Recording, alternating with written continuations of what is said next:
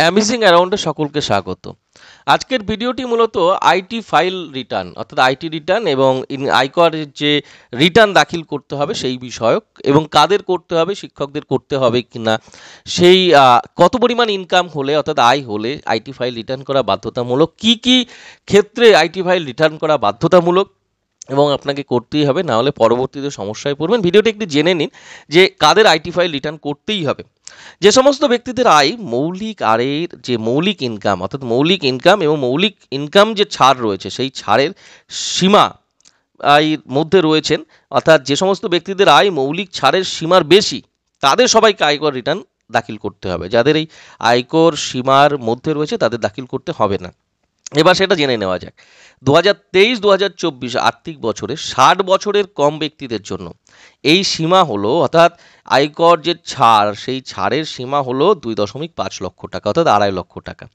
অর্থাৎ 60 বছরের কম ব্যক্তিরা 2.5 লক্ষ টাকা ইনকাম করলে তাদেরকে আর আয়কর রিটার্ন দাখিল করতে হবে না, কিন্তু তার বেশি হলে আইটি ফাইল দাখিল করতে হবে। যে সমস্ত ব্যক্তিদের বয়স 60 বছর থেকে 80 বছরের মধ্যে তাদের এই মৌলিক ছাড়ের বয়স যে সীমা তা রয়েছে 3 লক্ষ টাকা। 80 বছরের বেশি বয়সী ব্যক্তি যদি হয়ে থাকেন এবং আপনার ইনকাম যদি 5 লক্ষ টাকার মধ্যে হয়ে থাকে তাহলে আপনাকে আয়কর রিটার্ন ফাইল করতে হবে না, কিন্তু বেশি হয়ে গেলে সেক্ষেত্রে কিন্তু আপনাকে আয়কর রিটার্ন ফাইল করতে হবে। এর চেয়ে বেশি আয় হলে এই সবাইকেই মূলত আয়কর রিটার্ন ফাইল করতে হবে। এছাড়াও যে সমস্ত ব্যক্তিদের সেভিংস ব্যাংক অ্যাকাউন্টে 1 কোটি টাকার বেশি ব্যালেন্স আছে তাদের ক্ষেত্রে আয়কর রিটার্ন ফাইল করা প্রয়োজন। আবার আপনার নিজের বা অন্য কারো বিদেশ ভ্রমণের জন্য যদি 2 লক্ষ টাকা খরচ করে থাকেন এবং আপনার বিদ্যুৎ বিলও যদি 1 লক্ষ টাকা হয়, এই দুটি ক্ষেত্রেই যদি এই যে টাকার পরিমাণ তা আপনি ক্রস করে যান, তার বেশি হয়, তবে কিন্তু আপনাকে আয়কর রিটার্ন ফাইল করতে হবে আবশ্যক এই ক্ষেত্রে। যদিও ব্যবসায়ী যারা রয়েছেন তাদের ক্ষেত্রে একটু আয়কর রিটার্ন দাখিলের বেশ কিছু নিয়মাবলী রয়েছে। যদিও তাদের মোট বিক্রয় বা মোট টার্নওভার বা মোট প্রাপ্তি 60 লক্ষ টাকার বেশি হয় তাহলে তাদেরকে আয়কর রিটার্ন ফাইল করতে হবে।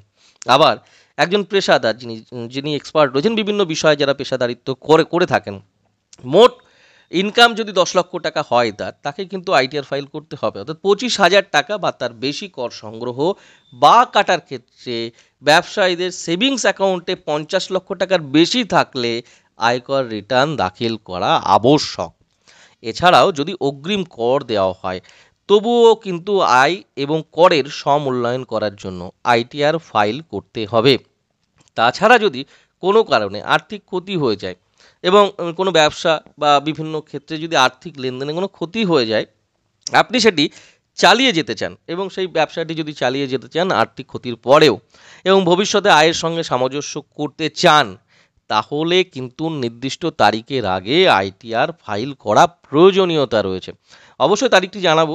ব্যবসায়ীদের ক্ষেত্রেও আয়কর রিটার্ন দাখিলের বেশ কিছু নিয়মাবলীও রয়েছে। যদি তাদের মোট বিক্রয় বা মোট টার্নওভার, মোট প্রাপ্তি 60 লক্ষ টাকার বেশি হয়, এই কথাটি যেমন বললাম, তেমনি এই ব্যবসায়ীদের ক্ষেত্র বাদ দিয়ে জনসাধারণের ক্ষেত্রেও যারা বিভিন্ন পেশাদারিত্ব কোর্সে রয়েছে তাদেরও যদি ইনকামের পরিমাণ এই যে সীমা রয়েছে তার অতিক্রম করে যায় সেক্ষেত্রে আইটি ফাইল করতে হবে। এরপরেই আসছে কিন্তু ব্যবসায়ী, সাধারণ মানুষ এবং সরকারি কর্মচারীদেরও কিন্তু এই আইটি ফাইল রিটার্ন করবার জন্য যে নির্দিষ্ট সীমা রয়েছে তা অতিক্রান্ত করলে তারপরে কিন্তু আইটি ফাইল করতে হবে, আইটিআর ফাইল করতে হবে তাকে। তো আইটি ফাইল যদি আপনি ফাইল না করেন কি এমন হবে জেনে নিন। আপনি যদি উপরের এই যে আগের যে আলোচনা হলো সেই আলোচনাতে আইটি ফাইল রিটার্নের আওতায় পড়েন তাহলে অবশ্যই 31শে জুলাই 2024 অবশ্যই 31শে জুলাই 2024 তারিখের মধ্যে আপনাকে আয়কর রিটার্ন বা আইটিআর রিটার্ন দাখিল করতে হবে। আপনি যদি কোনো কারণবশত এই তারিখের মধ্যে আয়কর রিটার্ন ফাইল করতে পারলেন না, তাহলে 31শে ডিসেম্বর, আরেকটি তারিখ রয়েছে 31শে ডিসেম্বর 2024 পর্যন্ত কিন্তু আপনি সময় পাবেন।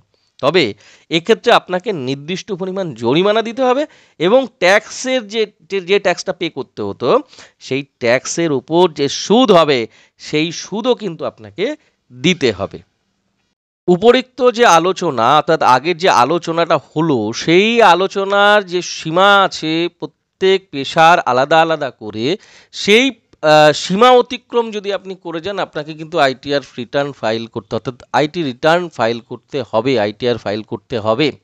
সেক্ষেত্রে শিক্ষক, সরকারি কর্মচারী যারা রয়েছেন তাদের ইনকামের পরিমাণ যদি এই পরিমাণ ছাপিয়ে যায়, অর্থাৎ এই পরিমাণ যে সীমা দেওয়া হয়েছে তার থেকে বেশি হয়, তাদেরকে অবশ্যই আইটিআর ফাইল করতে হবে।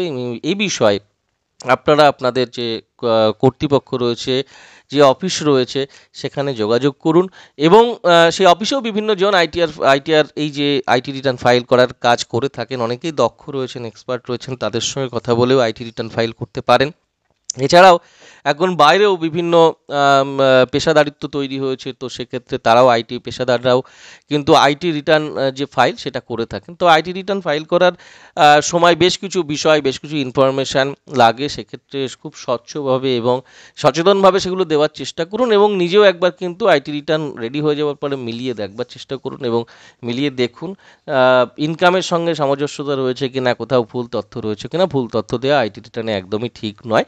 তো মূলত এই ছিল আজকে আইটি রিটার্ন সম্পর্কিত, কেন আইটি ফাইল করবেন এবং আইটি ফাইল না করলে কি হবে, আইটি ফাইল কাদের করতে হবে, এই বিষয়ে এই তথ্য দেওয়ার চেষ্টা করেছি। ভিডিওটি ভালো লাগলে অবশ্যই লাইক ও কমেন্ট করবেন। তবে যাদের আইটি ফাইল, আইটিআর, যাদের আইটি রিটার্ন যাদের ফাইল করবার দরকার রয়েছে তারা কিন্তু অবশ্যই তারিখটি মাথায় রাখবেন। ওই তারিখের পরবর্তী পর্যায়ে যদি কোনো রকম ব্যবস্থা নেয় তাহলে কিন্তু সমস্যায় পড়ে যেতে পারেন। তো সেক্ষেত্রে আপনারা ইনকাম ট্যাক্স যে ট্যাক্স আইটিআর ফাইল, সেই ফাইলটি অবশ্যই 31শে জুলাই 2024 তারিখের মধ্যে আপনাকে করে নিতে হবে, করে নিন।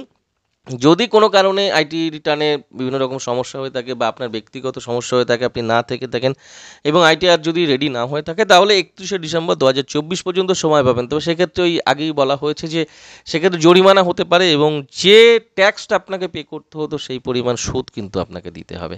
তো মূলত এই ছিল আজকের ভিডিওটি ভালো লাগলে অবশ্যই লাইক কমেন্ট করবেন এবং সঙ্গে থাকবেন। চ্যানেলে নতুন হলে চ্যানেলটি সাবস্ক্রাইব করে রাখবেন। সকলকে ধন্যবাদ।